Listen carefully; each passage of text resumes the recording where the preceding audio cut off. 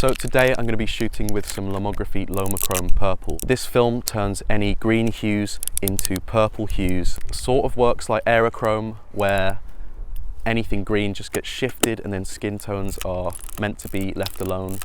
I'm with Reuben. We're going to be doing some portraits, and we've decided to come up to this golf course. Just because golf courses are generally quite green, I thought it'd be quite a good location to shoot at. And I'm shooting with my Pentax 6.7 and the 105 f2.4 SMC. So it's quite a cloudy day. I think the clouds actually look really cool. This is the second roll of Lomochrome Purple that I've shot.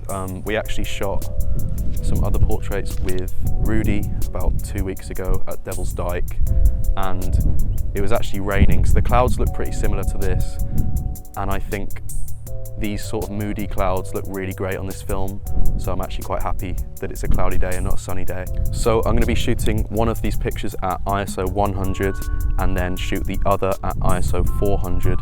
Yeah. All right, could you face that way? Yeah. Slightly, 45, like that. bit more, that other, yeah, there, and then look towards me. Yeah. Perfect. Okay, 3, 2, 1. Okay. So that was at 100. Okay. Now I'm going to shoot this one at 400. 3, 2, 1. Wicked. So recently I shot 2 rolls of 120 Lomography Lomochrome Purple, and essentially what this film does is shift all the green tones into purple tones, essentially sort of mimicking Kodak's infrared film but being able to process it in your standard C41 color developing chemicals. So this was my first time shooting with the film, and just getting the pictures back, it was so much fun scanning them. And it was just crazy looking at the pictures with skin tones sort of staying the same, but then everything that's green just gets completely shifted. The photos just look so cool. I especially think it looks cool with the portraits that I did. I think it really works. So the ISO of this film is actually 100 to 400, which means you can expose it at any of the ISOs in between that, and the hue of purple you're going to get out of it is dependent on how much light you expose onto the film. Okay, so we came across some purple plants. I'm going to take a picture of it just to see what happens to purple things when you're shooting this film. Obviously all the green bits will be inverted, but I don't know. I want him to go green. Alright, I'm going to take the shot, see what happens. On the day that me and Reuben went up to the golf course, I found some purple plants, and I was curious to see if you took a picture of something purple on this film, and I just thought they'd stay purple, but they turned white, which obviously makes sense. The science behind filtering and colours, how that affects the film. Like using yellow filters on black and white film, it blocks out certain colours, and obviously it makes sense they turn out white. I thought that was interesting. I wasn't expecting it. I thought they'd just stay purple because purple bit doesn't get affected, it doesn't get shifted, but I guess it does get shifted, and anything purple will turn out white or creamy yellow colour in my case. So if you rate one shot at 400 and then rate one at 100, the tones of the purple in the picture are going to be more bluish or more reddish. They'll just completely change. I shot 2 of Reuben. I shot one at 100 and then one at 400. And it kind of shocked me how different the tone was. Considering it's the same film, just exposed with a different amount of light, you can really see how much the purple tones shift. So this film is actually rated for anything between 100 and 400 ISO, and it's up to you to decide what you shoot the film at and how much light you expose onto it. I'm also quite interested to see how these sort of yellowy tones here in this meadowy bit come out, and see where the sort of drop off is with the spectrum and what actually shifts on this film.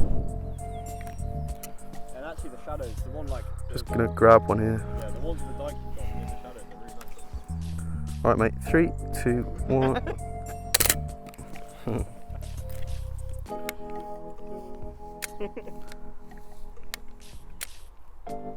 Alright, I forgot about all the rules of composition then when I took that one.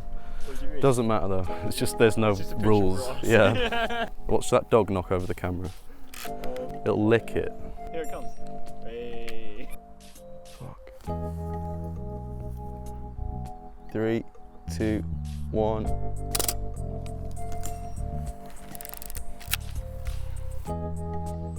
Three, two, one. I got 2 more. Let's just shoot them. Okay. 3, 2, 1. That wasn't 3, 2, 1. That was like 3, 2, Wait a minute. 1 with your 2 arms. Double arm. Yeah. Okay, 3, 2, 1. Banger, mate.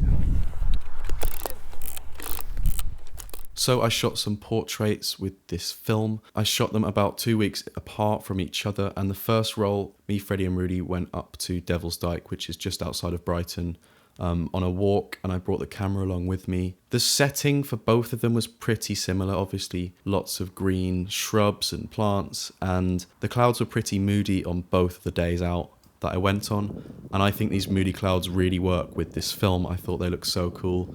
And just sort of, I got great light on both of the days that I shot this film, and I took some portraits of Freddie and Rudi. There was one shot of Rudi with his long coat that I really liked. I thought the separation was insane. Obviously, I'm shooting with the 105 f2.4 on my pentax, and they just look large format. Like, some of these portraits just look like 4x5. The separation is just next level on the 105. So this film is not meant to affect skin tones.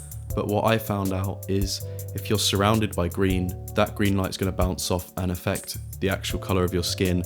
So all the portraits I took, there was so much green light that their actual skin colour got shifted into purple as well, which is something I didn't think about. Just, I imagine the skin tone's not changing, but obviously there's so much light being reflected off all the green stuff onto their skin that the skin tones will change if you're surrounded by green things. So loading the film, I find Lomography's 120 film to be really tricky to load.